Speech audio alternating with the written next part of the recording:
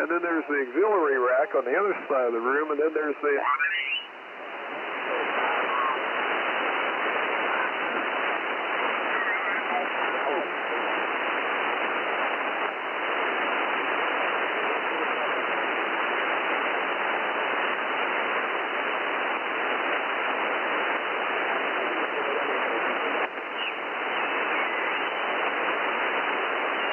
We've got problems if I can't squeeze another nook.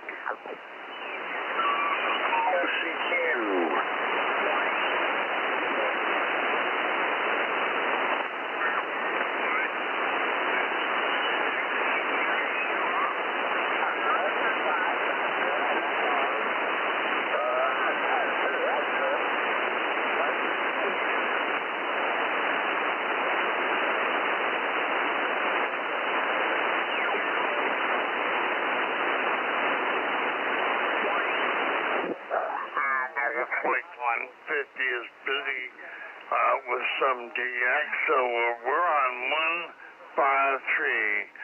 It'll be 7153 tonight, and hopefully people will see me on the waterfall, whatever, and or on their scope, and tune me into 7153. So first of all, let's make sure this frequency isn't being used. Anybody anywhere? Are you out there? Anybody is the frequency in use?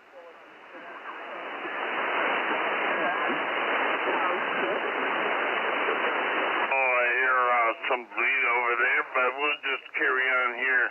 So we're on 7153 tonight. This is the Hamilton Amateur Radio Club with our HF Net.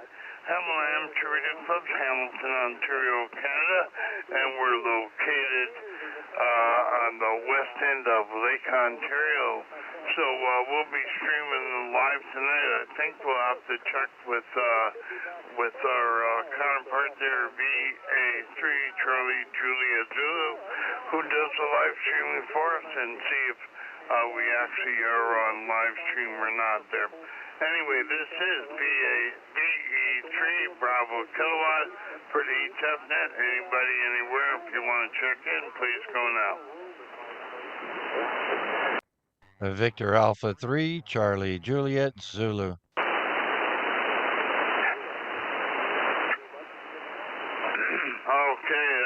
Chuck, I gotta turn one of these down here. I have two of I didn't realize I had it both on, and I was hearing your echo there with the latency.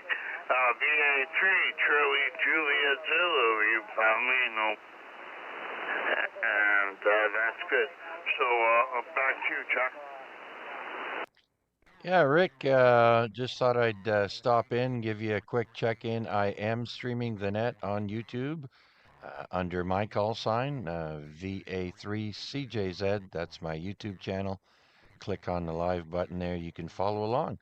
We already have 2 people showing here that have stopped in to listen.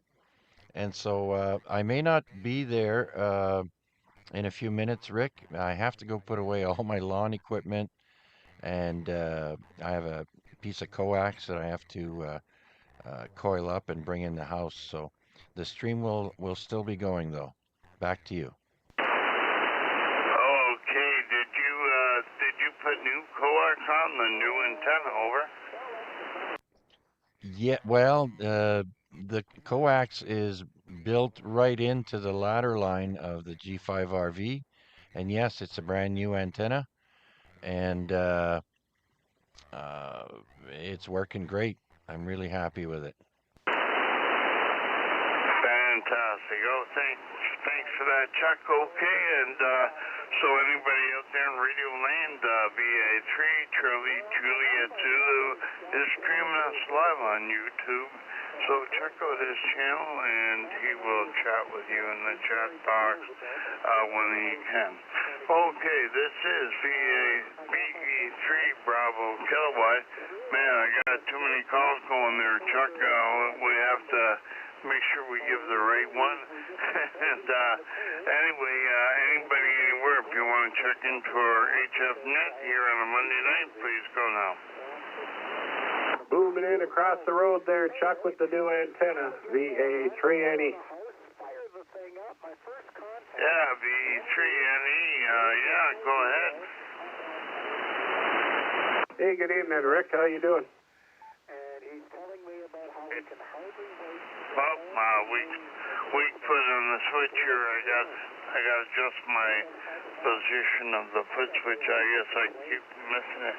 VA3NE, yeah, not doing too bad. V3 Bravo kilowatt, and wonder how you're doing. Are you on the low power one at the moment, or what? I didn't check the needle, but we'll have a look here next go around. Go ahead. Yeah, I'm on the ICOM 7000, putting out around 50 watts. Same as always there. Some bands it puts out a little more, some bands a little old, or a little less. I guess it's getting old. But yeah, sitting on the veranda there is doing yard work, cutting the grass and stuff. I seen Chuck doing his lawn a while ago. I think he's gone to put his lawn stuff away, I heard him say. But yeah, that new antenna, I don't even hardly see it up. His other antenna, I could see it good. Then what was it, a couple weeks ago, sitting on the veranda, and I look over, I see no antenna. I'm there, what? Where does aerial go? And I got to look for this new one. You can't even hardly see it. It's invisible almost. Oh, yeah. Is it the copper wire, or is it like copper wire, or is it a different color? How come you can't see it? I don't know. But the other one, I seen the twin lead, seen his whole aerial. This here one, especially if it's sunny day, I look over, I don't see nothing. I see his tower. I'm just across the street. But I got to really look. Mind you, I'm getting older and my eyes are getting bad. But, yeah, this one's harder to see. Okay. Yeah. It could be. Yeah, it could be. Yeah, never mind saying you're older and harder to see. No. Hey, I've got what I call invisible antenna wire, and it's really fine copper. It's windings off a motor, and it's not very big. It's pretty narrow when it comes to tuning up, but it's definitely hard to see. So if you have one of those up, your neighbors are not going to notice it now unless they know that you got it there and they're looking for it. By the way, you're 20 over here. So back to you, VA3NE from V3 Bravo kilowatt. Yeah, right on there. Yeah, I noticed I had the mic gain only down to like 40%. I just pumped it up a little bit. I don't know if I was good before or if I'm too loud now, but that's where I normally keep the radio. Yeah, I had to come in the house, sitting out there in my T-shirt and shorts. Out there, I was hot earlier, especially after cutting the lawn and weed whacking out in the backyard, and sat on the porch, ate some panzerotti that Huey bought us there for dinner. Nice big panzerotti. But after that, I'm sitting out there, it's like, brr, getting cold. I'm going inside, and then I seen the time, and I thought, hey, it's a net time. I might as well check in. I don't think I've checked in a few weeks, so tuned in and heard Chuck checking in with you there with his new antenna, and I wanted to let him know it sounded good across the road. I don't know if it's just me or what, but his audio sounds immaculate tonight. Well, I think he's on his stock mic. He was having a bit of RF problems. I don't know, unless he got sorted out. Could be. But anyway, the stock mic seems to work fantastic. And with the settings that he took off of the school of YouTube. So he took the settings off there, and it sounds really good, and even his boom mic works good. But he just has trouble with 40 meters for some reason.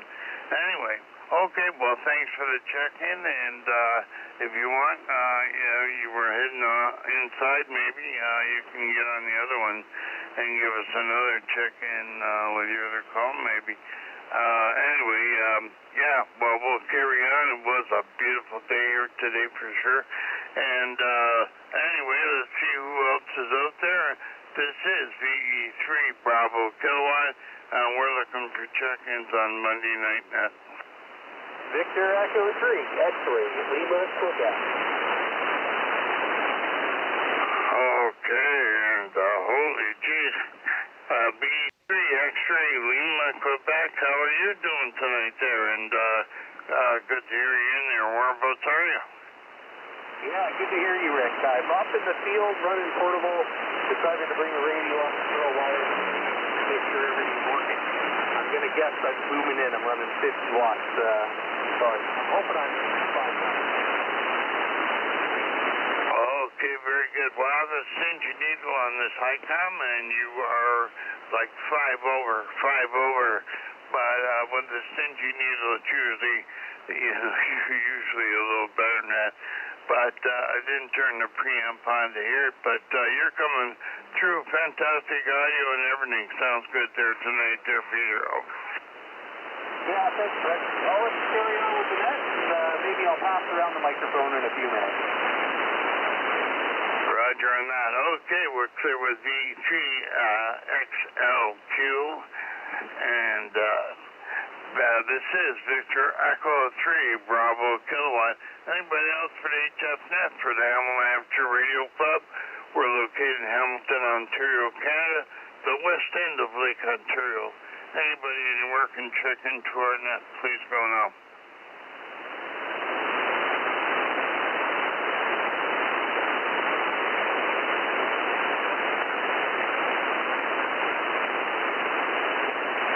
This is the Hamilton Amateur Radio Club. We're a little bit off frequency tonight. There was some BX on 7150, so we're on 7153. Seems kind of quiet here. Sounds good. Anybody anywhere, if you want to check into that, please go now.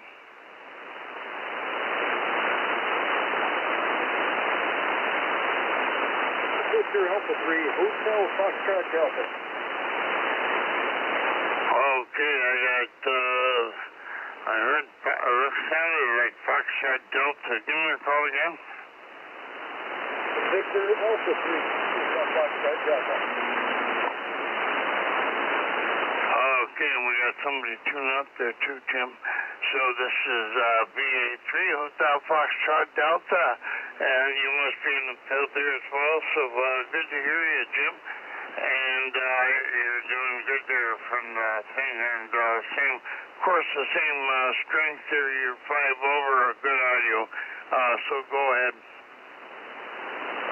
Well, very good, Rick. This is my first time logging in here in your net.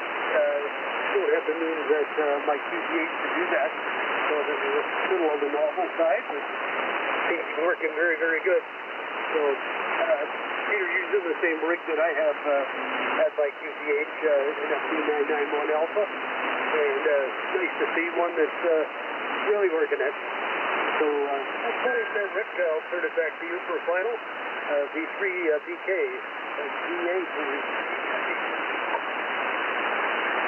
Okay, very good. Yeah, somebody's tuning up here, or we're getting some digital, I don't know which, but it sounds like somebody tuning up. So anyway, good to hear you guys, and good to hear that everything's working good there tonight. So it's always nice to have some check-ins from the field.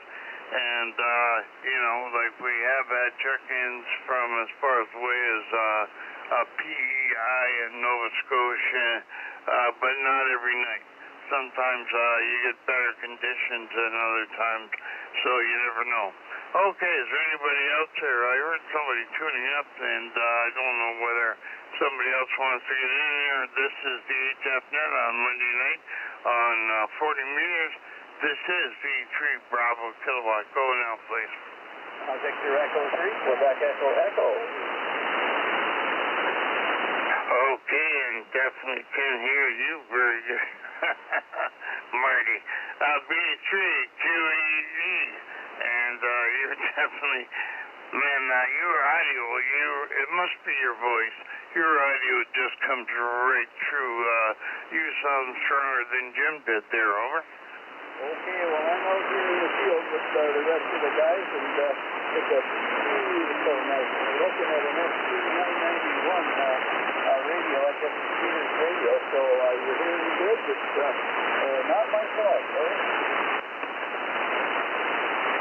Yeah, okay, very good. Well, the noise level's fairly high here tonight, but down in Hamilton. But actually, I think overall the band looks pretty good. It looks better than it did on Thursday. So Thursday, of course, we didn't have very many check-ins there last Thursday, but but tonight it looks like it's better conditions than before. But right here in my location, I am in a noisy location, so anyway, but we're hearing you guys fine. I'm listening in Shrewsbury. You're aware of that one. So you're excellent audio there. Anyway, Marty. So 73 for now, and anybody else here wants to join in there, then feel free. This is VE3 Bravo Kilowatt for the HFNet. We're clear with VE3 QEE, and looking for any more check-ins.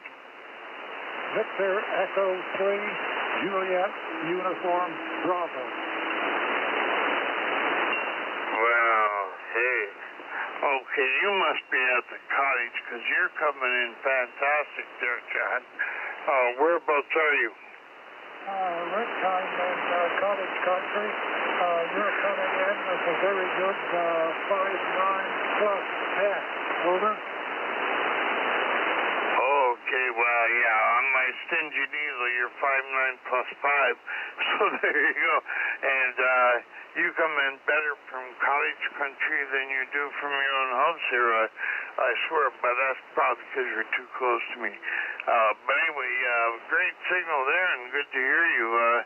I think Marty was telling me you tried to get in once before, and you had trouble, I think. Or was that you that told me there on a Thursday there? Go ahead. Roger that. It was me last Thursday on the afternoon net, and I couldn't find you amongst all of the people that were crowded into this area. But anyway, I moved the dial around a few kilocycles and found you coming in loud and clear. Over. Roger on that. Yeah. Well, usually it does. Usually it works that way pretty good, and that is not bad for the antenna I'm using. All I'm using is a piece of wire. It's called a half sloper, and it's actually a quarter wave piece of wire, and it's made like a dipole with a 1-to-1 balun, and the other side hooks to my tower, and that's hooked to the whole ground plane. It's got about 3 ground rods, and they're 11-foot ground rods, and also I've got a wire that goes around the bottom of the fence, all the way around the property line here too. So that's the other half of the antenna, and I swear, that people don't realize that your ground plane is also part of your antenna. So the better the ground plane you got, the better your antenna works. And right now, we're talking here, and I'm got my needle is just moving here, John, 1-to-1. And so when you can get it tuned like that, they seem to work pretty good. Anyway, so back to you, VA3JUB from VE3 Bravo Kilowatt. Thank you, Rick. I heard Marty in there a few minutes ago. Congratulations for him. He was a good signal up there, not as great as yours. You were peaking at almost a plus 20 there for a few seconds ago. Marty was coming in at a decent clear 5.9 plus 5. Over. Okay, that's very good. Let's see if Marty's still in there and can say hello to you there. V3QE, are you guys still listening there? Can you talk to John there, over? John, this is VE3QE. Yeah, you're coming through here at 5.9. Peter's radio is very nice set up in the field. The antenna is about the right wavelength, but it's only maybe 7 or 8 feet off the ground, John, but it's under the hydro line, so maybe that has something to do with the way we're getting out. Anyway, you've got a very clear signal. Really great. Haven't heard you so well for a long time, John, so glad you got the antenna working up there. Over. Thanks, Marty. I'm using the G5RD and have the feed line hooked up. And earlier on today, I was listening into the net around the 3 to 4 mark. And heard everybody loud and clear with a little less noise. Here today, the noise around in the afternoon was 3 dB, F3, and now it's creeped up to about a 6. So back to you. Okay, well, copy that, John. Are there any black flies up there? You should ask. Funny you should say that. There are scores, hundreds of thousands of mosquitoes and just a few last black flies. It's been just like you'd expect when the sun came out. You can't stand outside for very long. Over. Shucks, John. Well, as the weeks move on, they'll move on and give way to some other bugs. Anyway, it's incredibly noise. Thanks to the smells up there on Cottonwood Lake. It's another spot. Anyway, I'll say 73, John, and turn it back to Rick. VE3BK, VE3QE. Yeah, okay, very good, Marty. And, yeah, John, yeah, he's right. That's the best we've heard you for quite a while. Did you do any work on your antenna there? You said it's a G5RB, and I thought you had some other type antenna there. Back to you, John. Negative, Rick. I've had the same antenna up here for the last 5 or 6 years, and it's oriented well. I haven't had to do anything with it. I take the feed line off when I'm closing up and put the feed line back on in the springtime, and it's back up now and working fine. Over. Okay, that's great, John. That's great. That probably helps out there, too, for sure. Yeah, anyway, knock on wood, I haven't done anything to this antenna for a while either. And the last time I moved it from the top of the clothesline to the fence, which just moved over a little bit. And I swear, I think it works better where it is now. It's at about a 45-degree angle, so I do get some vertical and some more horizontal radiation off it. So it seems to work pretty good. And even though I say it favors the north or the south, hey, you're north of me. So for everybody out there on YouTube, we're being streamed live on YouTube, courtesy of Chuck there, VA3CJZ. And anyway, for anybody on YouTube there, can you tell us exactly where you are, what lake you're at, or something like that, John? Over. Roger that. I'm on Coshlong Lake, which is just outside of Haliburton, Ontario, and the lake is famous for a previous amateur name of Marty, who used to canoe right by me many years ago, but I didn't know him then. Over. All right, thanks for that. I thought you were going to say it was famous for a certain kind of fish, but no, another Marty. All right. Okay, well, anyway, John, that antenna's working great for you, knock on wood, and I hope it continues to work for you There are other antennas that are supposed to be better than the G5RV, but the G5RV, a lot of people are using it, and it has proven itself, even though it was designed mostly for a 20-meter antenna. Anyway, you can go on the internet and look that up, and there's a Z something or other antenna that's designed, and the doublet, if you use a doublet with open wire, you have to have a good tuner, though, because it requires a tuner for every band, but very low loss, and basically it's 102 foot top end, so 51 feet aside, fed with twin lead and manual tuner. That is called a doublet, and that's another one that was actually before the G5RV, and the G5RV actually has some coax on it, and they say it's not quite as good, but hey, the proof's in the pudding. So anyway, thanks for that, John. Anything else? Thank you, Rick. I just will fill in a bit more information.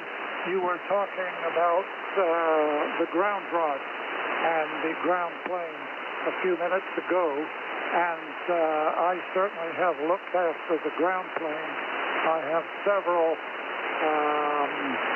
ground rods put horizontally into the thin earthen layer up here, and that all goes together and makes a good transmitting signal. Over. Well, roger on that, John. So there you go, preaching to the choir. You definitely got it working good there, John, and that probably helps you out too. So don't forget your lake there too acts as a ground plane. Even though it might not be electrically connected, it still would be inductively connected, and that will act as a ground plane. Well, that's why I say that antennas at home, it all depends on how good they work, depends on where your eavesdrops are and everything else. Anything metal will have an effect on it. Even hydro lines or telephone lines or anything like that will have an effect on your antenna, and it may decrease or increase your signal. So it depends entirely on a lot of different things. So antennas are a funny thing, no one antenna is good for any address, like you have to experiment. That's the name of the game. Okay, thanks, John. Anything else, John, there? Go ahead. Thank you, Rick. I think I'll say 73 right now. There is somebody tuning up around here on this frequency, so I'll keep on the background and listening on, but I'll say 73 for right now. Victor Echo 3 Juliet Uniform Bravo, saying 73 to VE3BK. Okay, roger on that. 73 for now, John. So we're clear with VE3JUB. This is VE3 Bravo Kilowatt. Now there's somebody tuning up or doing something. Somebody want to get in there? Please go now.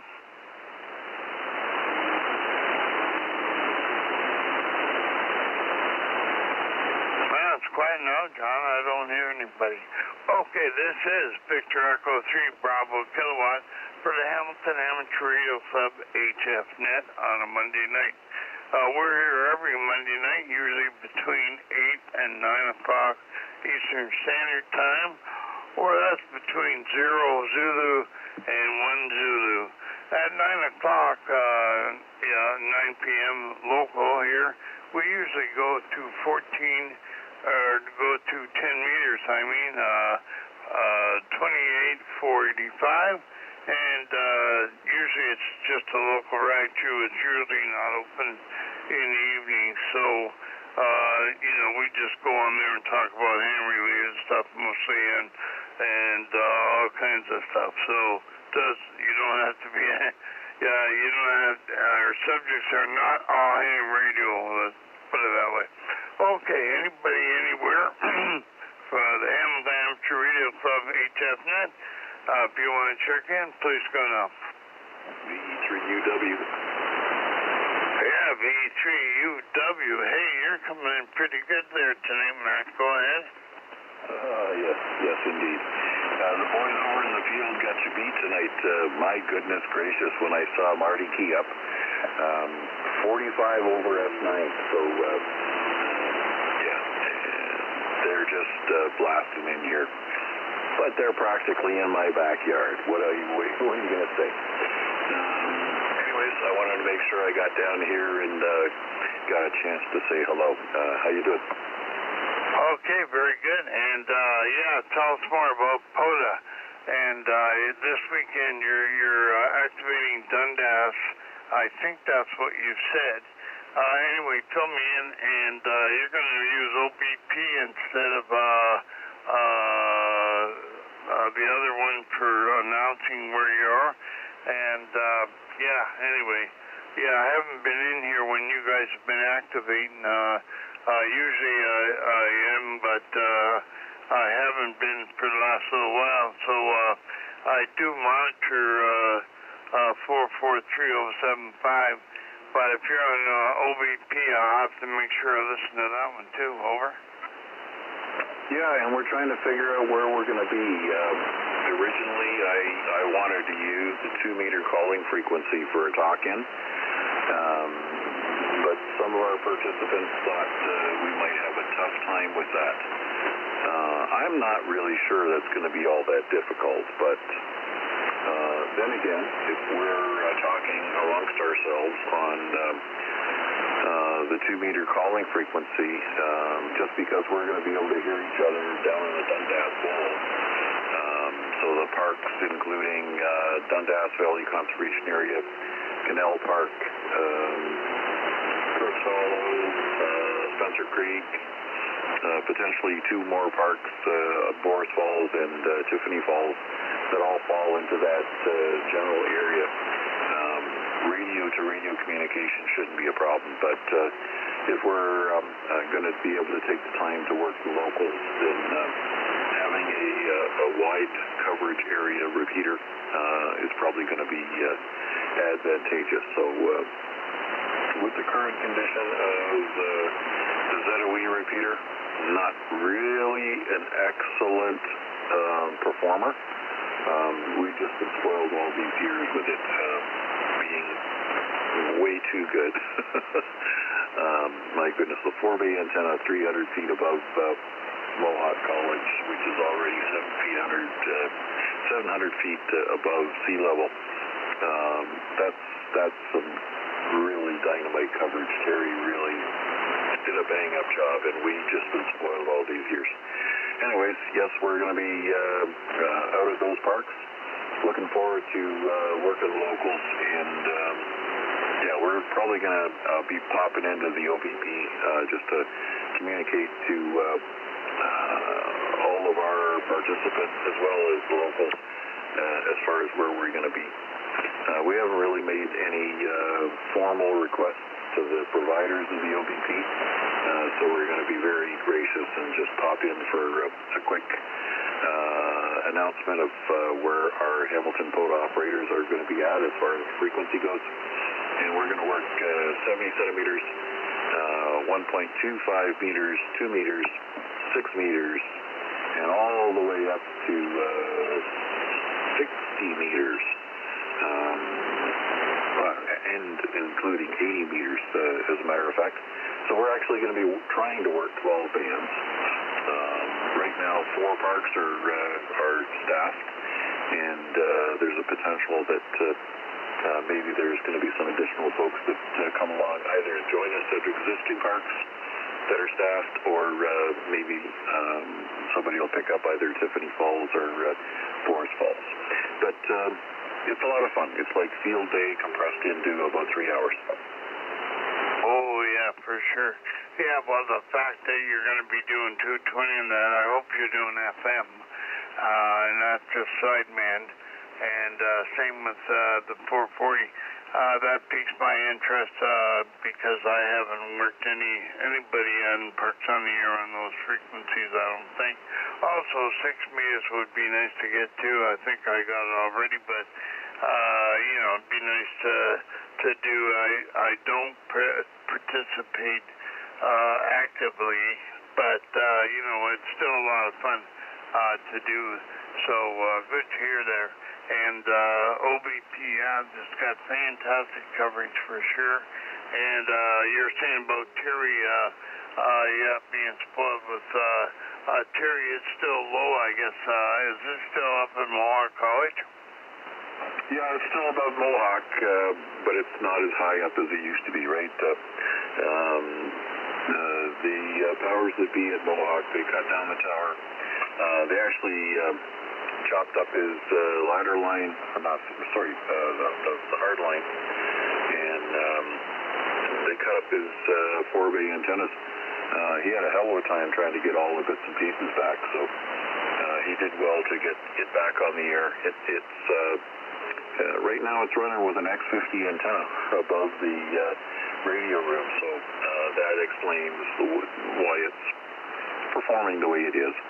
But I know he's working on having the remnants of his 4-bay antennas repaired, and he's looking to pick up, I guess, 100 feet of feed line. There's a significant investment all over again. So stay tuned. I'm sure that as he is able, you'll be able to make some improvements. But yeah, I'm always reminding folks, you know, we've been blessed with an overperforming repeater for years, and you know, it's kind of heartbreaking that it's not working as well as it used to. So the coverage, you know, you could say the coverage sucks right now, but it is what it is, right? My heart goes out to the poor guy. He lost like $5,000 worth of hardware when they cut that stuff up. So it's right out of his pocket, and he's got nobody else that's funding him. Now, obviously, we would probably more likely be able to assist, but every time there's been an offer, I know exactly what's going through his mind. He wants to make sure that nobody else is going to come in and say, I contributed X number of dollars, therefore I have a right to such and such, right? So I really appreciate him taking on the challenge to bring the repeater back to some kind of semblance of its performance from the past. But anyways, Rick, yes, we're going to have a lot of fun on the weekend. Like I say, we're going to work 70 centimeters all the way down to 80 meters. Geez, if we had a little extra wire, maybe we could do 160, but we'll leave that for another year. Oh, yeah. Hey, well, anyway, that is the way ham radio's going, too. We lost a really good site with NCF, and it had fantastic coverage. I could go down to almost to Rochester and get into the Hamilton Club repeater from the border at one time, but now it's down in the city, and you know, people don't place as much value on ham radio as they used to. So anyway, that's the way it goes. Anyway, your call is VA3 Uniform Whiskey. Is that Roger? Negative. It's Victor Echo 3 Uniform Whiskey, VE3UW. Or the other one, VA3IMW, because I'll always be that guy as well. Yeah, good. Boy, you got a BE. That's good. Okay, and you mentioned Field Day. Well, we got Field Day coming up, and of course, VE3DC is going to be on the air. We're not going to be where we were before, but at that location, John David is going to be running VA3 ISG, India Sugar Golf, and he's going to be running that from the old location where we had our field day with the military, and now our field day is going to be in a small place in Ontario, and it's I forget the name of the place now, but anyway, it's all on the website. So if anybody wants to visit, you're more than welcome to come there. But check the website, and the location is going to be explained on there probably a little bit later. It's it's a friend of Peter's there, so he's giving us his spot there, and we're going to be set up there with VE3GC, so that's field day coming up. And so anybody out there and on the YouTube stream, Chuck is probably inside now. He had to put his stuff away because it's grass today. Nice day here in Hamilton, and so let's see if anybody else is out there. We're clear with VE3 Uniform Whiskey, and nice call. And anybody anywhere for the Monday Night Nut, please go now.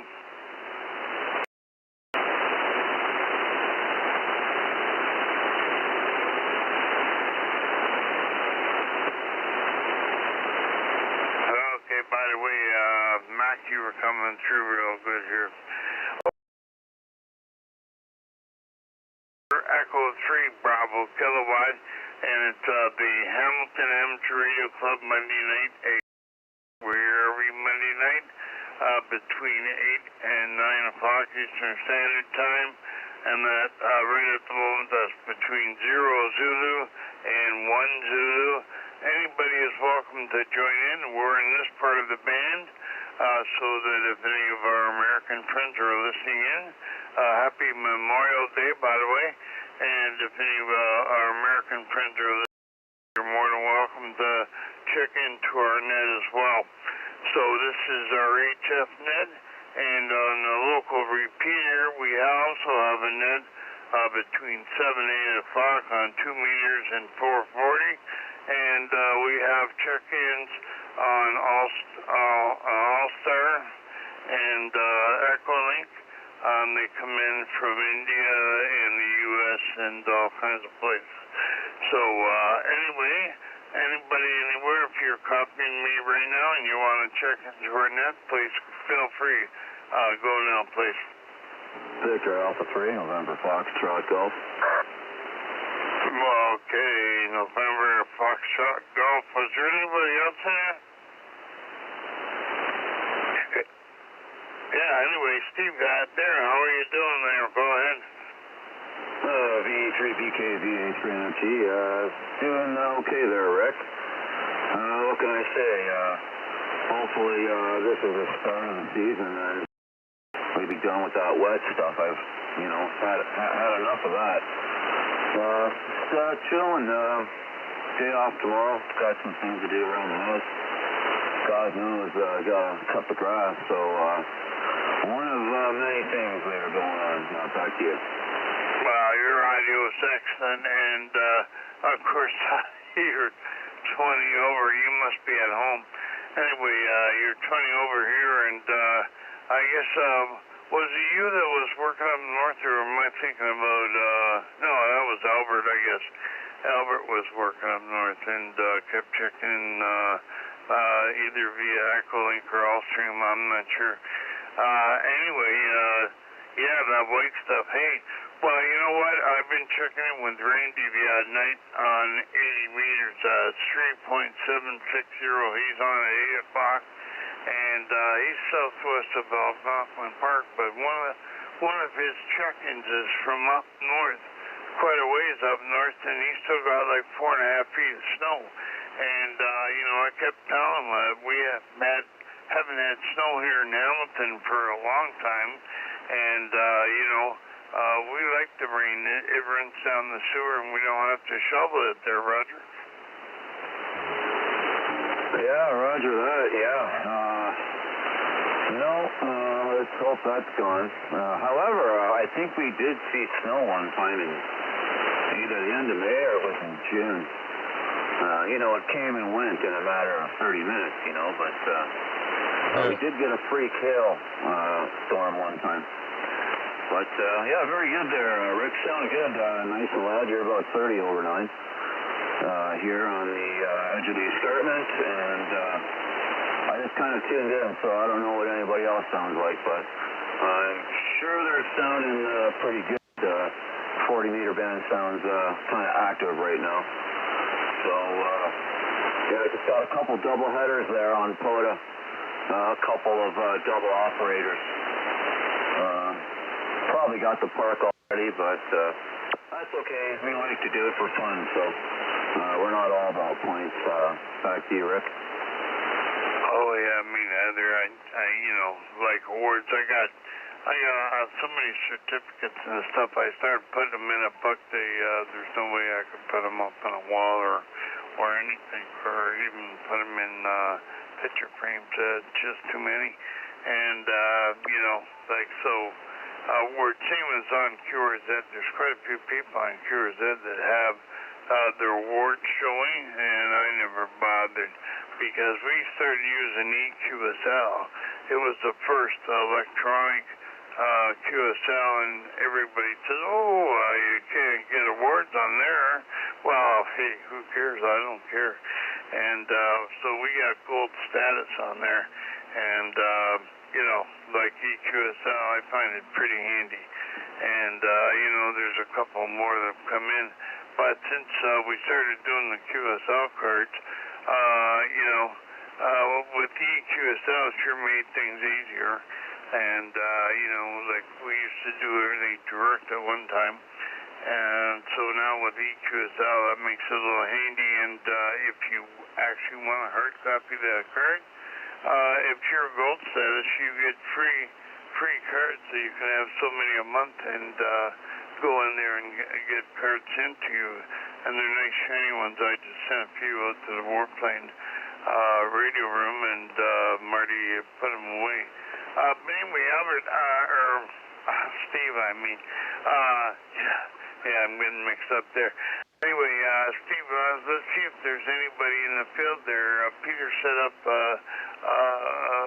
radio setup portable in the field, and I wonder if anybody in the field there is listening to us, and maybe they can give you a report. They're down Mohawk Road and Upper Horning, I think it is. Anyway, is anybody on board from the field there? Go ahead.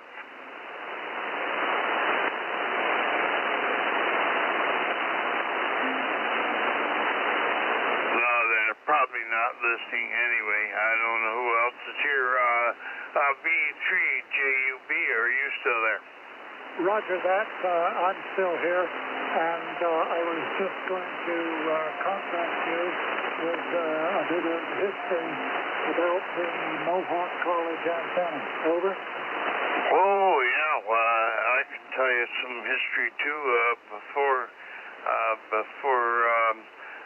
he got ZOE up there, we had a different one up there, and also the Hamilton Amateur Radio Club used to have a room with hardline that ran right into the room from the tower.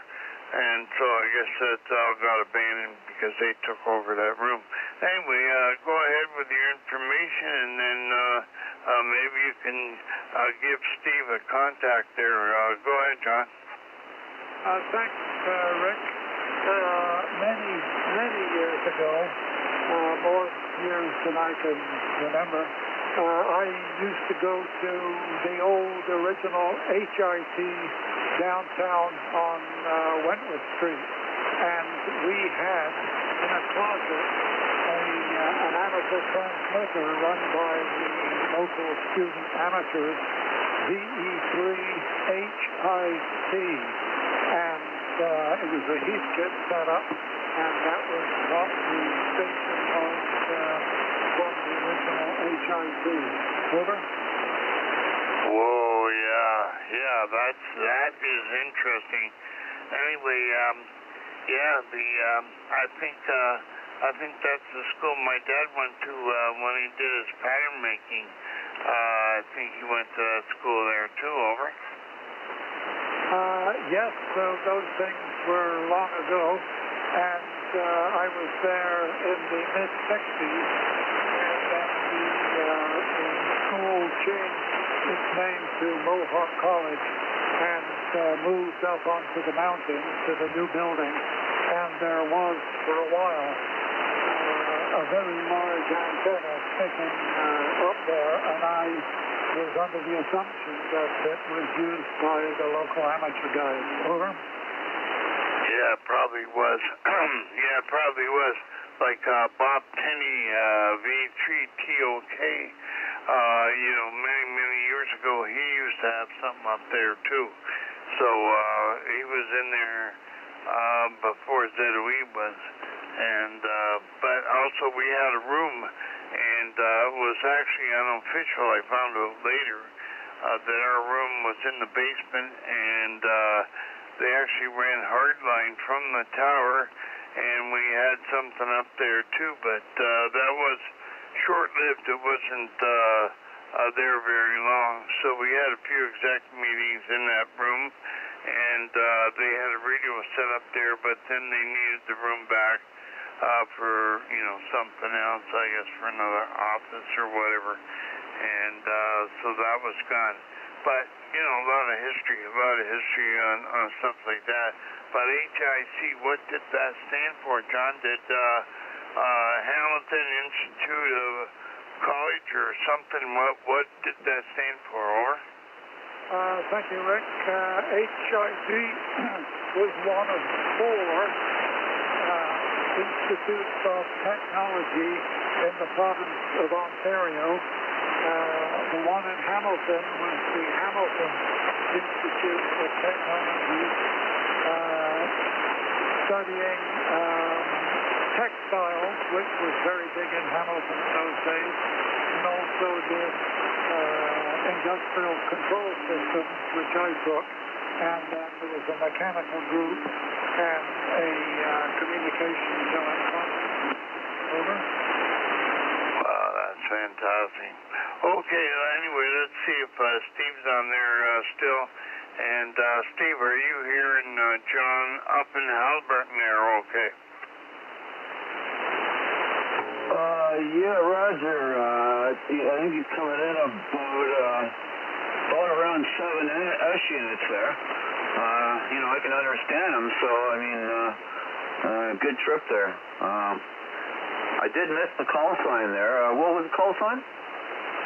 Victor Echo 3, Juliet, Uniform Bravo, and you're coming in at 59 plus 20. Over.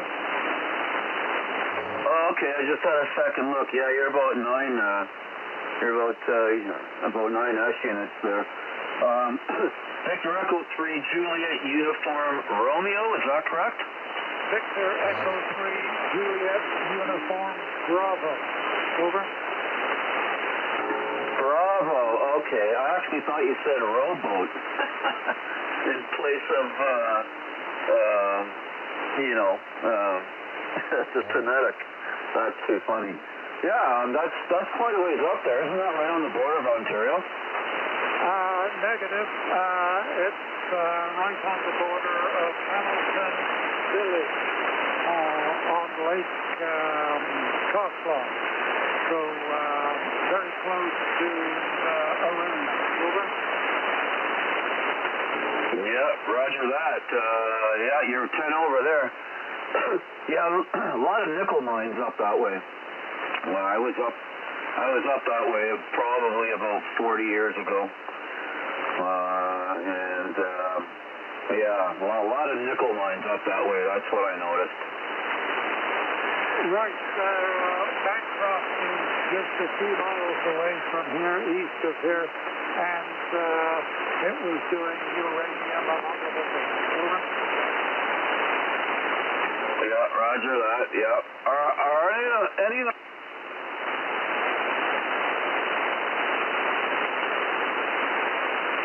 I think your foot slipped off the pedal there, Steve.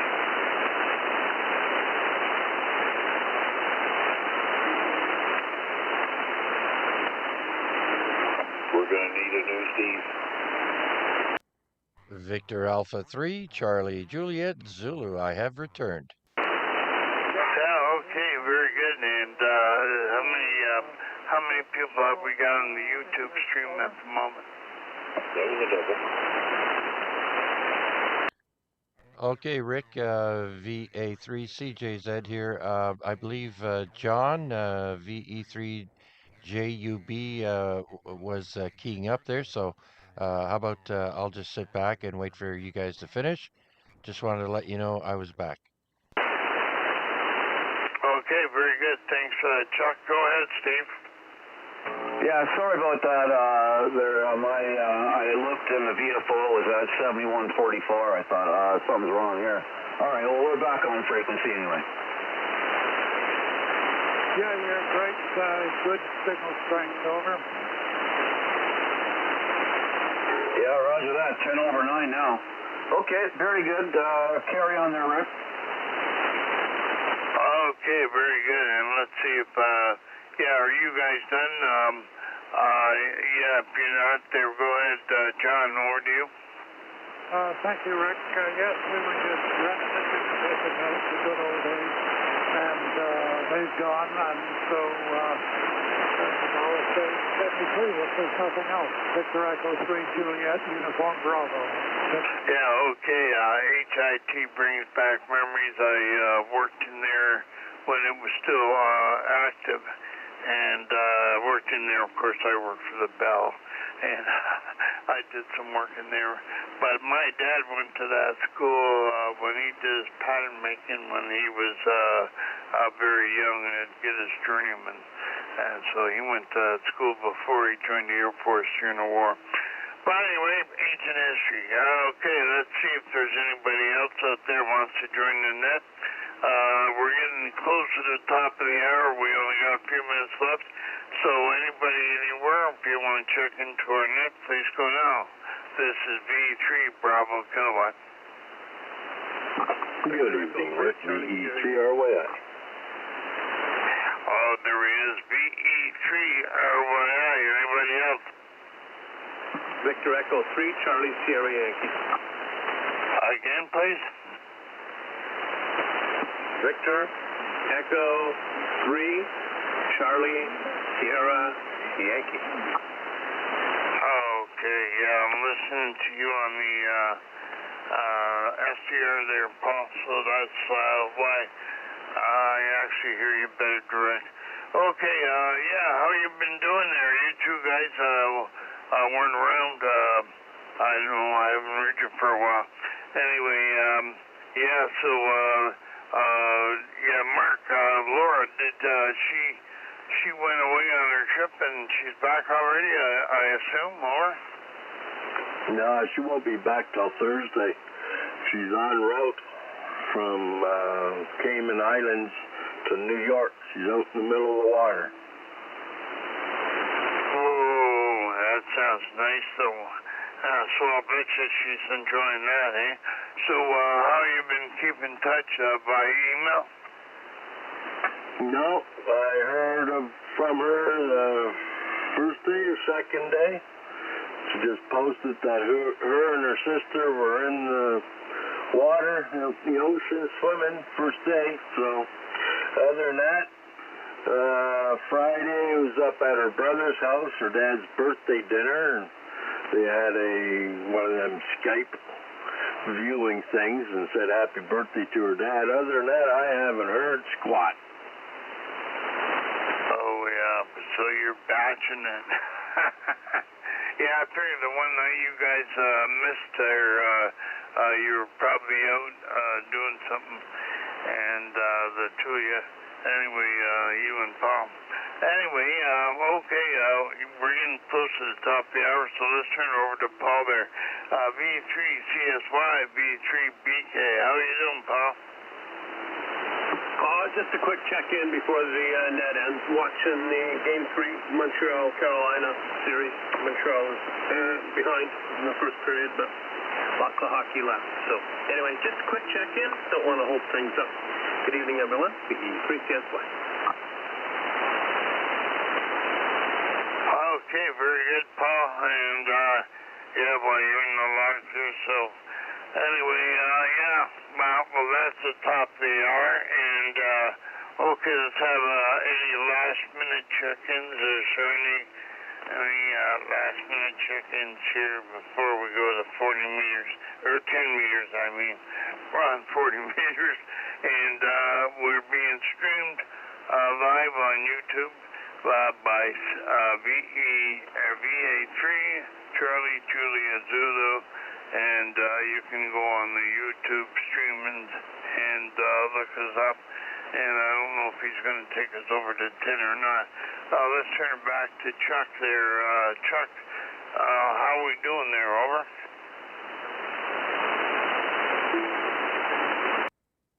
Victor Alpha 3, Charlie Juliet Zulu. Good evening, Rick and Paul and Mark and everyone else. Steve as well. I got all my lawn equipment put away there, and I'm ready to switch over to 10 meters whenever you guys are. Okay, I think I hear somebody tuning up in the background. I don't know if that's DX or what that is. Somebody want to check in there before last call?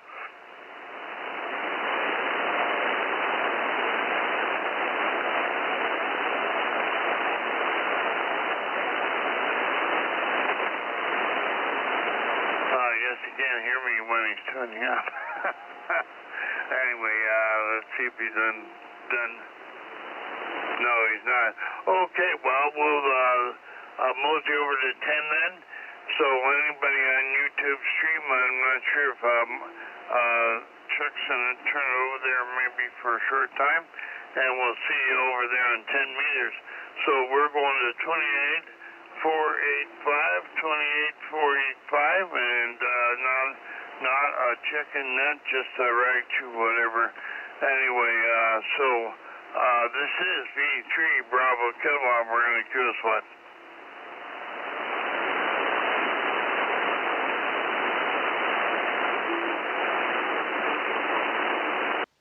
VE3 Bravo Kilowatt. Okay, I'm probably not pointed the best way.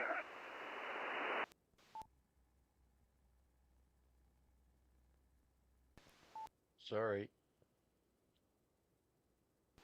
Okay, sounds like I'm getting a little RF in here. Anyway, okay, who is that tuning up? VE3 Bravo Kilowatt. Mediums and fuck a bunch of...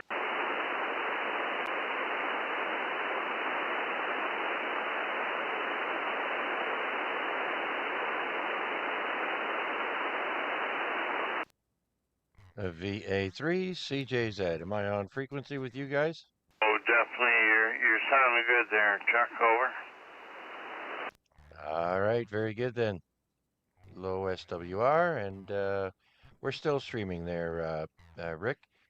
We only had one gentleman called Dale from Hamilton that's waiting to get his test done, and we've had a few views. Over 100 people have stopped by, and we've got 7 people watching right now. So I will be streaming for just a little while, and then turn it off there. Rick, back to you. Okay, VA3CJZ, VE3 Bravo Kilowatt. Yeah, how's my audio? I can't seem to get my compression turned off. Maybe if I turn it down a bit. There, is that any better? I don't know. I don't think that made much difference. Anyway, yeah, a little bit. Yeah, I think I get a little bit of RF in here ever since I changed things over here, Chuck. And yeah, I had a few changes on my high adapter and my headset cord. So that's what changed here, and that can cause little problems there.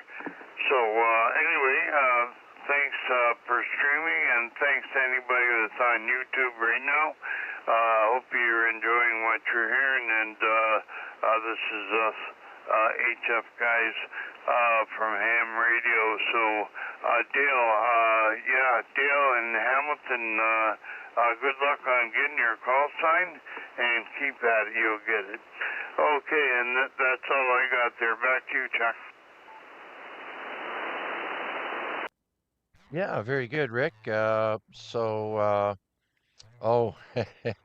guess what? I finally found the issue with my RF regarding my studio microphones. You'll never guess. It was the foot switch. The foot switch cable was causing the issue. So I swapped out the foot pedal, and it seems to have cleared up. So uh, the brand new antenna helped, but it was still there, and so the foot pedal seems to have remedied that. Oh, yeah, okay. Was that the big boy switch? Yeah, I'm gonna have to take it apart there and replace the cable and shorten it. Yep, that's what. Yeah, though there it is. It can be something as silly as that, and that's got to do with the length. Because when that was made, the length was not. We didn't even consider it. But anyway, that one got used. That was used quite a bit. The contest site, that one. So it didn't seem to be an issue there, but there it goes. It all depends on your setup. Yeah, exactly. I realize that, and like I said, I've got a lot of money invested in my gear here, and it's starting to come together really nice. Um, all my cables are all the name brand, uh, and anyways, so looks like I've got it worked out there, and they tell me I sound pretty good. Oh, fantastic! It could be just as easy as grounding of the outside sheets or something, Anyway, and the good cables. That's what is better on them is usually the shielding is better. Yeah. So that you get less likely to have problems with the good cables. Anyway, let's see. I wonder who else. Is anybody else here? Mark, are you over here? Hey, I got a check in for you there, Rick. We've got a gentleman from Juliet, Georgia. November 3, Oscar Papa, listening. So hello, sir, I do believe. And anyways, back to you, Rick. Let's see if Mark and Paul and the rest of the gang have come by. Okay, very good. November 4, Oscar No, Papa in Georgia. no, I 3. believe that's what he said. And I didn't get the name, but anyway, welcome there on YouTube. And Georgia we may hear Georgia on 40 meters. So if you do have capabilities, maybe you've tried it already. I don't know. Anyway, let's see who else is out here on the 10-meter net here, and not really net, but anybody else out there? Go ahead. VA3 AM. Oh, there's VA3 AM. How you doing? Yeah, I'm doing okay. I remembered it tonight, so there you go. All right. Well, you know what? Last week we took a break because what was happening last week with Victoria Day. So many firecrackers going off in the neighborhood. My dog hates them. So he would be barking in the background, and I thought, oh, well, it's Victoria Day. Everybody enjoy the firecrackers, Okay, well, I didn't remember the morning where you usually don't do a group to get together. I've been speaking with Reg. I don't know if you've been talking to him or not. He's doing okay, but you can notice a deterioration. Let's put it that way. Yeah, I figured that. Yeah, I missed Friday night. There's something else going, and well, Friday night he really doesn't say too much. He gets on there a little bit early and says hello to me, and also Ron in Toronto, but you know, it's I think what you just said is I think it's happening. So I think maybe his memory's going a little more too. So anyway, and I've been trying to get him on Teams, but he was on Teams, and I sent him an email about a week ago, and he just answered it like a day ago or so. So, but anyway, you gotta expect that, I guess. You know, we gotta expect that. But are you talking to him every day? Almost every day. Well, I got the compression up too high. Hope it's not too bad. I talk to him almost every day on DMR, and my echo link was down for a few days. I had some troubles, but I think I got that repaired. But he usually calls me on DMR link, which I monitor all the time anyway. And his friend had set that up a few months ago now, VK6XR, and Reg really likes it. So, but yeah, his vision is getting pretty poor, and his memory comes and goes. Like he'll forget something in mid-sentence, but I think we all do. But in any case, he's still with us. That's for darn sure. And his wife has some medical problems too, so I don't think they're going to go to Indonesia. He hasn't mentioned that the last few weeks, so there you go, Rick. Back to you. Yeah, I asked him about Indonesia there last time I talked to him, and he said it was off the table. So I think, it's probably because of the problems his wife's having too. So, but there you go. He's amazing. He's amazing that he's still here. I mean, after he told me what was wrong, and, that's a lot of time has gone by, and I think he made the right decision, do nothing. Yeah, I think so too. I mean, it's hard to know what you would do till you're in that situation. But if, they give him another 6 months or a year, whatever, and his quality of life is poor, and you can imagine someone with colon cancer, if it's got beyond stage 2 or 3, it's pretty expensive treatment, and most of the time it's not successful. So your remaining time in life is rather poor. But this way, they can keep you going and give you pain control and whatnot, and although your actual time is more limited, it's more enjoyable, I think. But like I said, you wouldn't know until you're faced with it. Yep. Well, that's it. Your quality of life. That's a big thing. So, right now, he's probably enjoying every minute he's got. And I've heard him on Mike's MMX. I've heard him on the Equilink going talking to people on 10 meters.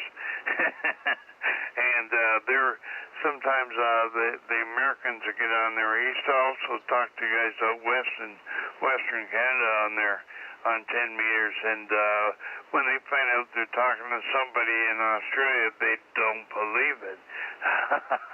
But they got to know how the system works, and the way it works is pretty good, and he definitely enjoys that. So I mean, that's something he's got to play with whenever he can. Yeah, that's right. We had a talk about the old days, I think yesterday or the day before, I think. I was speaking with him and talked about a half an hour about the old days, and he really liked that, about his time when he was at Motorola and Ericsson and whatnot. And he used to deal with Lorraine when she was at Servicom before he was a ham, and we talked about those days and whatnot, and the days that we spent at the airport helping out the security and the police and all that. So he enjoyed that. I said, some people criticize us old geezers for talking about the old days, but when you get to be our age, the old days are the biggest time of your life. got that right. Yeah. Hey, well, too, you know, the short-term memory goes, and I know I had a first, you know, indication of that with my great-great-grandfather. I went over to see him in the nursing home, and you know, he was 101, and well, he was 100 when I was there, and he turned 101 before he died. And you know what he talked about? Being a boy on the farm. He didn't talk too much about recent stuff. He talked more about the old stuff. Yeah, I was saying to Reg, you think of the good times before you go to bed at night. Think of the good times that you've had, and there's lots of them. People tend to concentrate on the bad times, and that's usually a minority in most people's lives. Think of the good times and the happy times, and maybe you'll dream about them. So there you go. Well, I better let you look for some others, but very good evening to you. And I was talking to Mark earlier today, and that reminded me that it was Monday night. What, Lorraine? I don't know if you heard that or not. The compression's kind of high, so you might have. She's at the other end of this little house. Back to you, Rick. Okay, I think she said hello to Pat and hello to Rick and hello Lorraine, and hopefully you can hear me. Okay, and yeah, okay, on this here, let's see if Mark's in there. Mark, VE3RYI, are you in there?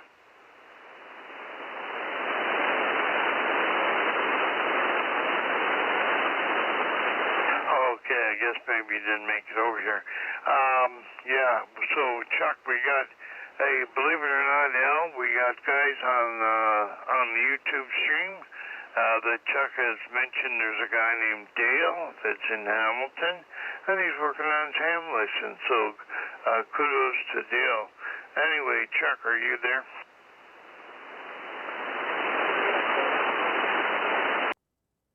Yes, sir, I am. Victor Alpha 3, Charlie, Juliet, Zulu. We've had a few people stop by on the YouTube stream there, Rick. And hello, Al. And I believe Paul might be there, CSY. But we've also got Alvaro on vacation. And where's his call sign here? And we have Damien, COF.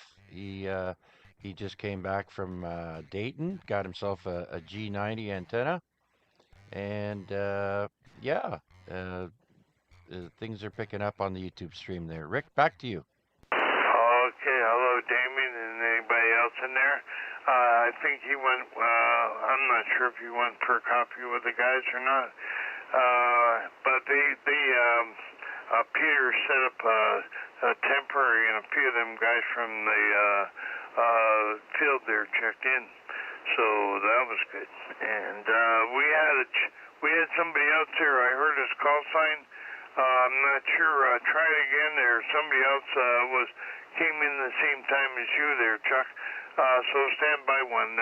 Yeah, who is that calling? Go ahead. Okay, I hear you, but a little fast on the call sign.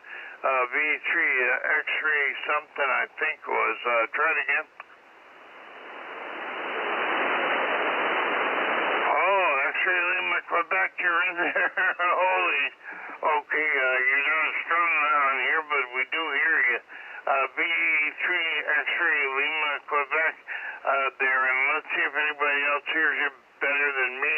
Anybody hearing Peter? How about you, Al? Are you hearing Peter okay?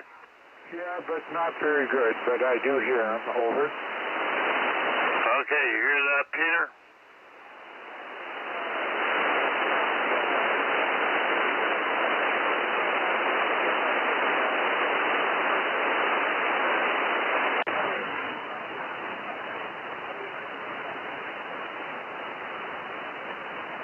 Okay, very good. And let's see if Chuck's hearing you okay. Chuck, are you hearing Peter okay? VA3CJZ, I can hear him in there, but not very well, just like Al. Yeah, okay, I'm not quite pointing. Let's see if I point here a little more.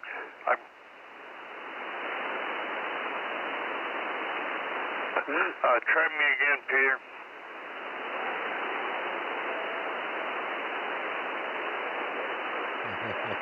Sounds like he's shouting. Oh, yeah, you're better, too. You're better, too. Well, there you go. The beam acts like a flashlight, and so now I'm more pointed towards you. Actually, I'd have to bring it all the way around the other side because I got my centers north here on my rotator, and I got you on the south on the east side, so I'd have to spin it all the way around to get it probably any better, because you're probably off to the west of me a little bit. But anyway, so the beam is wide enough that I get you a little better. And as the moon and orbital to light vision at the flex motion is free.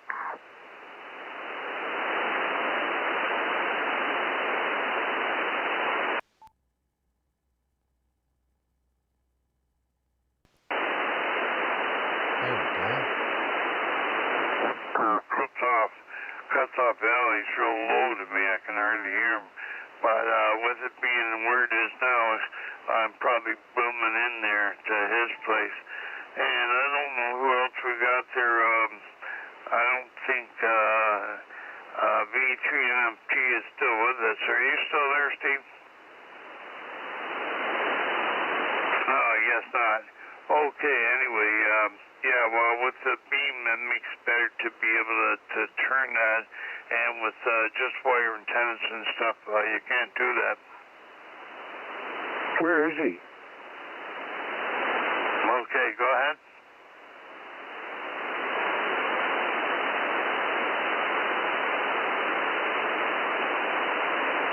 Hey, who was that? Was that you, Al? Oh, yeah, where is he? What is his QTH? Okay, he's at Mohawk Road and Horning. I think that's where he is. Is that where you are, Peter?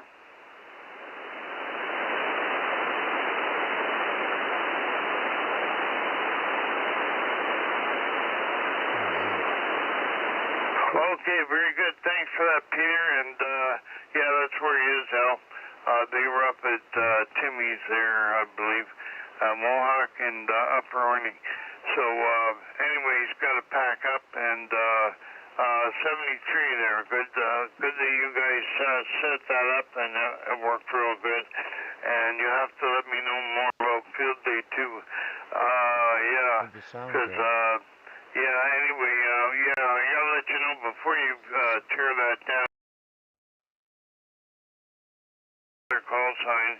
He got VA3 India Sugar Golf. VA3 India Sugar Golf, and that was for the comm group. But he has got it in his own name. Anyway, so VE3XLQ 73 VE3BK. Yeah, 73 Rick. I'll let you know about field day. You're on the way. 73 everybody. Rick, why is he so weak? Because he has a portable setup.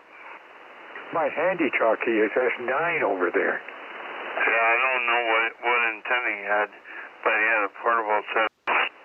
Okay, all right. They were really good on 40, but on 10 here they weren't. He wasn't that great.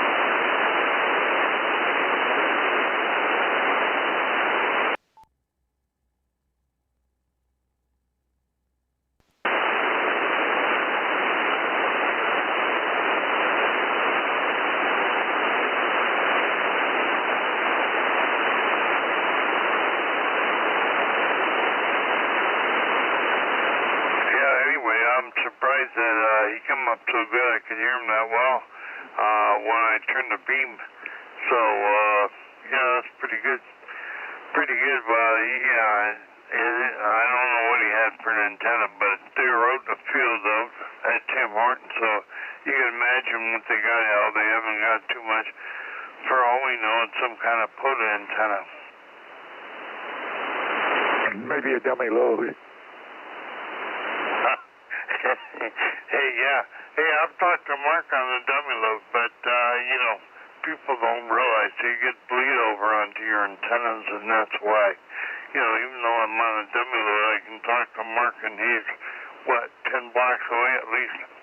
Oh, I'm not surprised at all. Oh, yeah. Well, hey, yeah. We hear each other on the dummy load, no problem. But, you know, of course it's bleeding over to your other antennas, so, you know. Hey, but when my switch went and all I had was a ground, I tuned it up with a tuner. No kidding, that Pelstar does it. I tuned it up, but you know what? I could hear everybody perfect, but they couldn't hear me. I ran Whisper 2 nights ago all night with 1 watt on 10 meters, and at 3 in the morning, 2 hits to the Canary Islands and 1 to Brazil. So I don't know what kind of propagation that happens, but 3 o'clock in the morning. Backscatter, betcha. Anyway, north-south, yeah. Hey, well, that's all right. You can talk to the world. You don't need that much power. Well, you know, Whisper, it's a specialized mode. It's not, you can't communicate, but it shows that RF actually gets there with micro power, you know, and phenomena happens, comes and goes, maybe meteor scatter or something. But to decode a Whisper signal, you need 120 seconds of solid signal. Like, it can be very weak. It's so weak you can't hear it, but it's a very interesting mode. And you watch on 20 meters or 40 meters in the morning, you'll see New Zealand and Australia with a gray line. First 40 and then 20. Oh, yeah. Hey, well, I forget what cycle it was. When I first got my ham ticket, and we talked to Mel and, what was it, VK4RON? Yeah, Ron was in Australia. And I'll never forget that. 6 different bands within 24 hours, and I was gray line in the morning, gray line at night, and I was camping, running a 1,000-watt generator with a 1-on-1 ZD, and, you know, antennas under a canopy of trees. Amazing. Yeah, VK5ON, when he had his novice call as VK5RON, he visited me here with VE3QU and the gang. We had quite a gang. Well, Lorraine worked Norfolk Island with a 5-watt single sideband radio using a CB vertical. So we were at a friend's place that had a CB radio, and we had a CB, TRC-7A on 10 meters in the car. That's an old Radio Shack sideband. We bought it in the house, hooked it up, and Norfolk Island was on there, and Lorraine knew the guy, and they started yakking. They had this big long yak, and the guys kept saying, anybody that interferes with our conversation will not get a QSL card. And Lorraine yacked with him until the band went out with 5 or 6 watts PEP, and I told Lorraine she better not show up for a little while. They'll be out gunning for her. Hey, that's pretty good, eh? Well, you know, I swear the bands were better then, but anyway, that's the joy of HF, you know. Being able to find out when it is good and being there at the right time, that kind of stuff, you know. Like I'm sure I told you a story many times about the guy that said, so what? Sir, you worked, 6 different bands within 24 hours to Australia. Australia, the farthest part away on the world, and I did 6 different bands within 24 hours. But he said, I can get them anytime I want on my cell phone. Yeah, big deal. He doesn't get the point of it all. That's the point of being a ham radio operator, being able to do it whenever, and doesn't cost you nothing. Yeah, well, you know what I say to people, well, archery is still a great sport. Bows and arrows have been obsolete for 500 years, but people still use them. Well, think of HF and amateur radio the same way. It's nice to be able to have independent, not depending on anything else, communications from my antenna to yours on the other side of the world. It's pretty neat stuff, really. And I was hoping we'd be able to do it to the moon, but it looks like they're not going to have a lunar base in time for me, but younger hams can look forward to that. Oh, yeah, that'll be good. That'll be good if it happens. Yeah, anyway. Yeah, hey, Al, you're a good judge. Have I got RF in my signal here? No, it sounds okay to me. It sounds just fine. Your readability 5 by 5, as they say, or amateur radio, you're true 5.9. And you are, too, you're S9. Yeah, your readability is 100%. I have no difficulty. Oh, yeah, you're 20 over. Yeah, well, I'm pointing towards the mountain now. No, I did have some problems with 10 meters here, and when I turned my compression rate up, but for some reason right now the switch doesn't want to seem to work. It's intermittent at times. I don't know whether I need to reset this radio or what. Actually, I don't want to really. I got it modified there quite a bit. But anyway, yeah, so if it's no problem right now, just leave it the way it is. Anyway, so Paul's hearing us pretty good. So, Paul, what have you been up to? You still watching the game? Yep, still 2-2, and Carolina's fighting back hard. These two really well-matched teams, and they both play the same style of hockey, so pretty exciting. And it's a Canadian team, last one, so. Yeah, that makes it more enjoyable. Yeah, makes it more interesting. Anyway, so we know what he's doing. Anyway, Mark's wife is away with her sister, and they visited their father. I think he's down east, I'm not sure, for birthdays and stuff, and their brother and stuff, and they're on their way back on a ship, on a cruise line by the sounds of it. So it looks like Mark is batching it. Yeah, Mark is taking advantage of being a bachelor. I told him he better get straightened out pretty quick. She's on her way back. Yeah, you better get that place cleaned up. Yeah. Oh, yeah. Mark said he never got up till 2 o'clock in the afternoon. Yeah. Anyway, did he ever get his antenna fixed? I've been following it. I think it's working pretty good. He was telling me, I think he was saying that he worked, and I don't know which band, I think 15 meters, he worked Australia and the Philippines. Oh, I know, Jakarta, Indonesia, and the Philippines. Oh, yeah, that's probably his spider antenna or whatever he calls it. I don't know what they call it. But anyway, yeah, it was something to do with the spiders had to be fixed. Yeah, the rain was jacking in my ear at the same time. I'm sorry, but I had local QRM. But, yeah, Mark's enjoying himself. I guess tomorrow I think he said he was going out to the new trailer site and do some work there. Oh, yeah, nobody to interfere with or whatever. Yeah, anyway. Yeah, well, they're nice to have, but sometimes what can I say?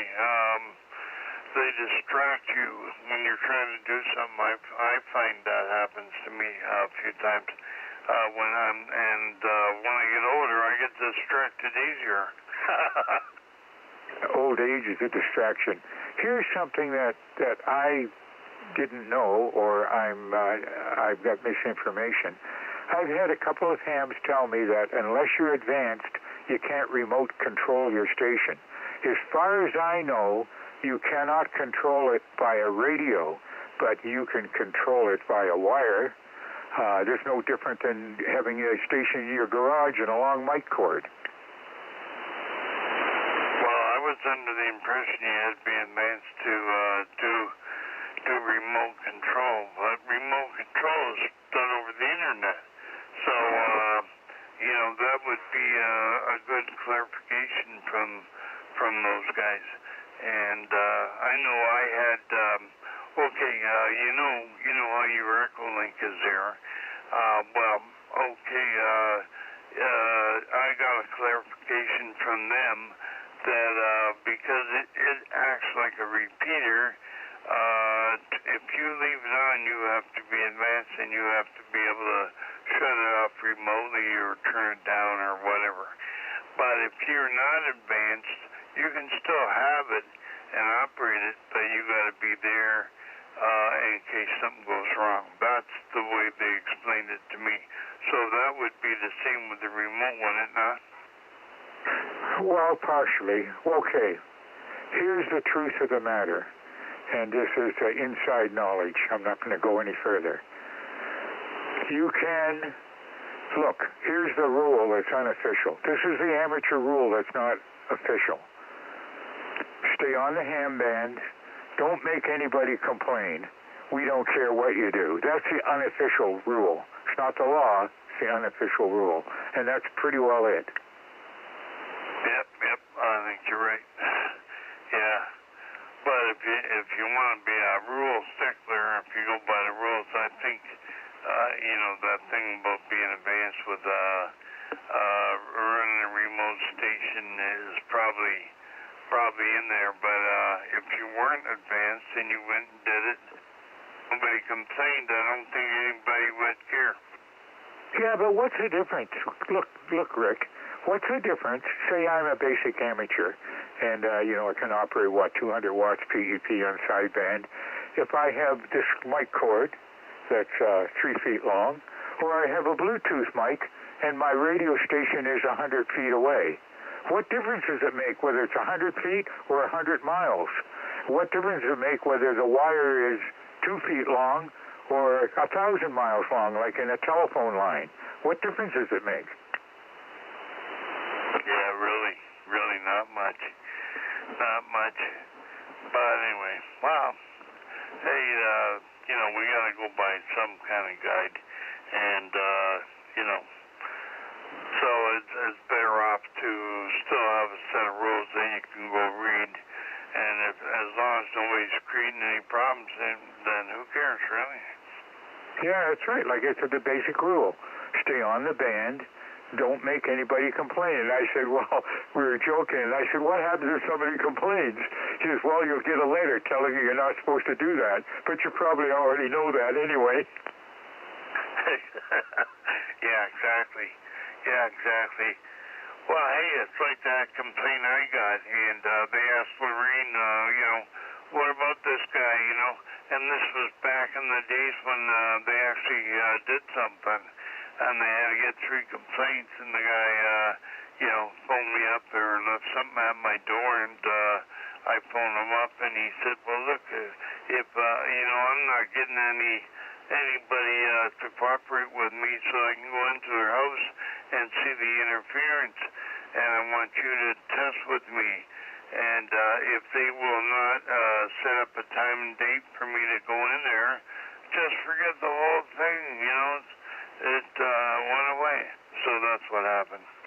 Oh, yeah. Well, I mean, I could go on about all kinds of stuff. My former connections and whatnot. But, yeah, it's common sense is the rule. Common sense, and try to understand why rules are there. And if you break the rules, try to make sure that it doesn't do any harm to anybody. And don't talk about it. Like if I was a basic ham and I was running a remote station, via the internet, I wouldn't tell anybody that I was remote. Why bother? You'd still be just your call sign and talk normally, and don't go on about it. Exactly. Yeah, that's that's right. Yeah, you start advertising or telling everybody what you're doing, then they're going to do something about it, probably. Okay, I might notice now, maybe others can comment, and I better let other people have a turn. I think I notice a little bit of distortion on your audio peaks. Okay, I think I did too. Okay, I just turned it down. I turned the power down, so it should be okay there now. You're 10-2 and wall-to-wall, good buddy. It made a difference. Yeah, I know. I know how to fix it pretty quick. But, well, yeah, it's just one of those things that it came about. It reared its ugly head after I made modifications to my headset here on the microphone element. I'm happier with it, but it's got a shorter wire, so, you know, sometimes I get RF in there. Sounds better here now, Rick. Yeah, good, thanks. VA3CJZ. Al, you're sounding great too. Holy cow, you're 10-2 and wall-to-wall for sure. S9 now. What did you do? I was on a different antenna, the wrong antenna. Welcome to ham radio. Oh, geez, I only got 2. What the heck? Oh, who is that station? Go ahead. Victor Echo 3 Uniform Whiskey. Okay, VE3 Uniform Whiskey, where are you? I'm in the Hammer. That's Mac. Oh, okay, Mac. You're not overly strong here. That's not a complaint. It's just the way it is for me. It's an observation. Yeah, an observation. I'm about 500 meters back from the brow on East 34th Street, Central East Mountain. Yep. I'm the intersection between, well, it's an intersection that doesn't exist, Upper Horning and the Link. Yeah, that's a poor direction for me. I'm running a ground-mounted vertical antenna, about a half wavelength long, I think it is, on 10 meters. And it's a butternut. I've had it for 40 years or more. But anyway, you're perfectly readable with good audio, so that makes up for the weaker signal and the bit of noise that I have. No worries whatsoever. Yeah, end-fed 40-meter wire. So we're coaxing it along to do some things that it's probably not supposed to do. Oh, yeah, it's amazing sometimes what you can use for an antenna. It really is. Okay, well, I'm sorry, I'm not, really familiar with a lot of local hams. I don't talk locally very much anymore, but that's just the way it is. Roger that. And Chuck, you're sounding mighty fine down there in the lower city. Keep up the good work. And, yeah, remember to switch that little thing from A to B for once in a while. Yeah, oopsie, right? Oh well. It's all good now. Mac, I got you S7 down here without the receive amp on, so yeah, nice clear audio. Yep, and I can imagine Rick can't hardly hear me, but that's okay. I just thought I'd pop it over here and say hello to everybody that's hanging out. I can hear him. See if there was any interglobular action going on. There's someday on 10 meters, we're going to have some Venusians come in and say, which means hello in Venetian language. Have you been talking to Dave, LJW, very much, Mac? LJW. He's also known as VA3 Charlie Papa? Yeah, Dave. I've known Dave since he was a new ham. Yep. He's over here in the neighborhood. Is he doing okay? He's doing very well. He's got his grounding spike out of the leg, and he's also been given a clean bill of health from the clinic, and he's back doing his stuff. Oh, good. Oh, great. Well, if you're talking to him, tell him Al said hello. You betcha. Yeah, we're going to be out Saturday doing a Parks on the Air N1CC event, so he's going to be at Dundas Valley Park, and I'll be at Crooks Hollow. There's a possibility we might get together after all that's all done for a quick eyeball, but we'll have to see how that goes. Anyways, very good. Thanks for letting me break in and spoil the party. No, it's me that spoils the party. Oh, did you wet yourself again? 7-3, Chuck. Yeah, Dave and I were pretty close friends one time on amateur radio. Talked every day to Australia and New Zealand and had a great time. Absolutely. He's a great wealth of knowledge. And then again, he plays with trains. Oh, yeah, his trains and his model outfit. Yeah, he took the advanced course with my wife, Lorraine. So that's how I met him, as a matter of fact. Okay, 7-3. Okay. There sounds like there's another story in there, and I'm not going to touch that one with a 10-foot pole, and then some. Hey, Mac, I'm hearing you about 4S units. Are you hearing me okay? I think that's Rick saying he heard me with 4S units, and I'm kind of hearing you okay, Rick, if that makes you feel good. Okay, very good. Yeah, I can hear you okay. And just you not that strong, but good audio, just like Al said. Roger that. Okay, I'm going to put the microphone down and go and get busy with things I have to do before I do what I do tomorrow. 7-3's Rick. Thanks for hosting the party. Okay, 73 Mac, VE3UW, VE3BK. Okay, who else is in there? I wonder if Mark ever came on.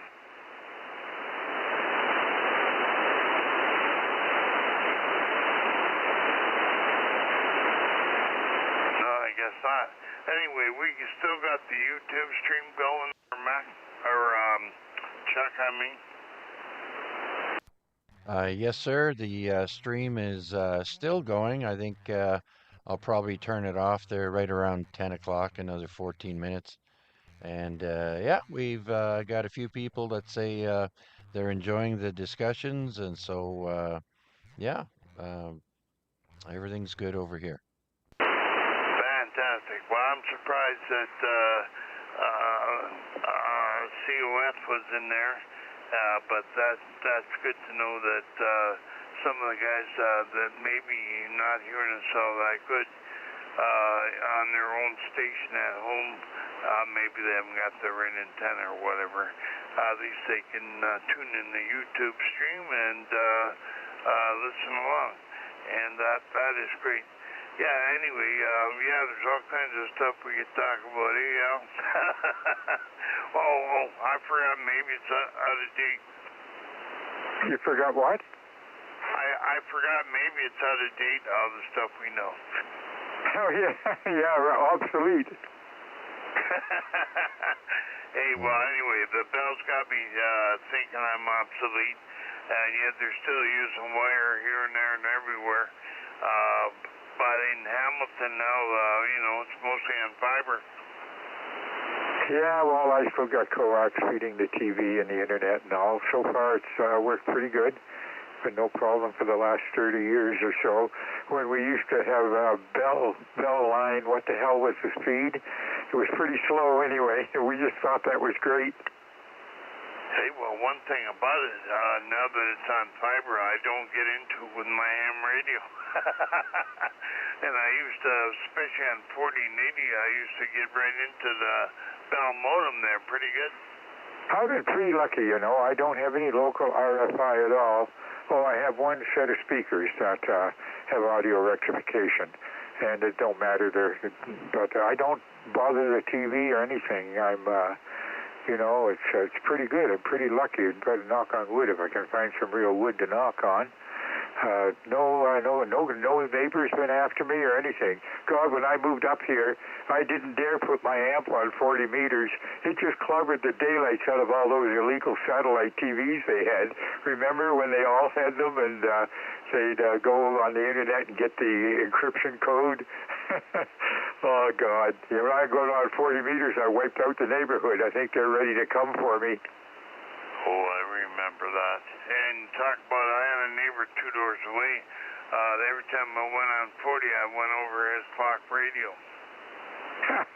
Yeah, when I was in Stony Creek, I run packet radio at a kilowatt at times, and of course I had pretty good relationships with DOC guys. I knew them all, and they said, "Well, we got a complaint with your neighbor and whatnot." And the neighbor was really confused because I'd be out in the backyard cutting the grass, and she'd be getting all this interference. But anyway.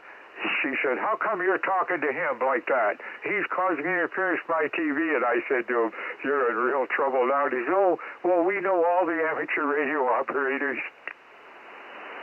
Yeah, oh well. Yeah, anyway. Hey, did I ever tell you that story about one of the dishwashers I had? I had my amp on, I was on 15 meters. And my wife says, "What are you doing different? You're coming across the dishwasher." Oh, God, it reminds me of that commercial where the smart vacuum cleaners take over the kitchen and the toaster's blowing toast everywhere and everything. Hey, have you heard of the smart toilet? No. Well, they got a smart toilet out now. I don't know what's smart about it, but it knows how many times you flush in a day. There you go. Well, I was just saying to Mark today, the next big thing with amateur radio is you won't have any controls. You'll be able to tell it what to do. I mean, you can already do that with your TV and everything else, so you'll be able to tell the radio, go to 75 meters, go to 3.875 lower sideband, and it'll do it. You can tell it, put out 35 watts or 100 watts, or don't allow any VE3s to come across your speaker.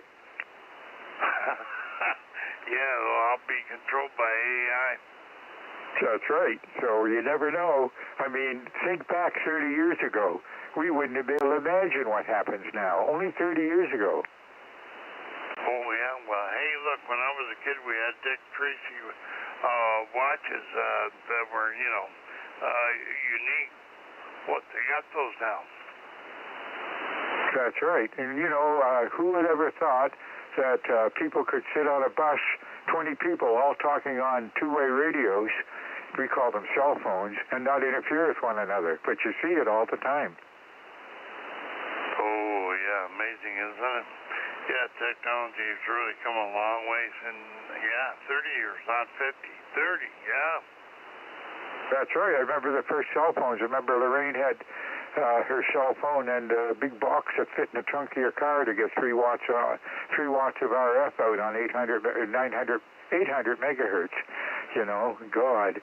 And then they thought, the brick phones, the size of a loaf of bread, they thought they were tiny. Yeah.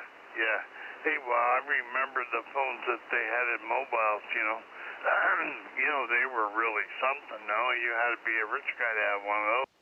And it wasn't too much longer after that all us bell guys were carrying around cell phones, the RF type, the kind that didn't work in a basement. But your pager could go off anywhere. I was in Montreal, and of course my damn pager went off.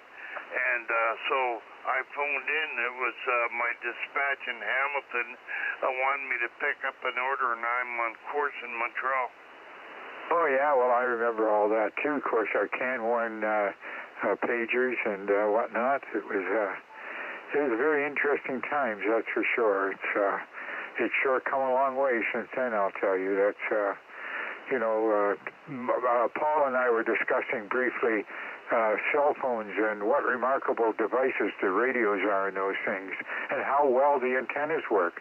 Like, people don't even realize their cell phones cover 5 or 6 UHF and bands, and they just switch seamlessly. You don't even know when it switches, frequencies or even bands, and the antennas in them, you can't even see them, but they work very, very well. And they're only, a watt or so. I don't know what the maximum power is. Not very high, but they sure are miracle radios. You hear people out there with POTA trying to get the 20-foot antenna to work, and a little cell phone with a little tiny antenna built into the circuit board works 3 times as good. Oh, yeah. Well, have you heard of an inverted F antenna? No, but, remember, we're obsolete. There's lots of things we don't know about. Oh, yeah, exactly. Well, I just heard about this antenna. I read about it, and it's microwave frequencies or higher frequencies, and it's an antenna that goes on a circuit board, and it's like an inverted F, and it's a 50 ohm antenna. Amazing. Yeah, technology sure is. Okay, better look for some other check-ins. Yeah, anybody else out there?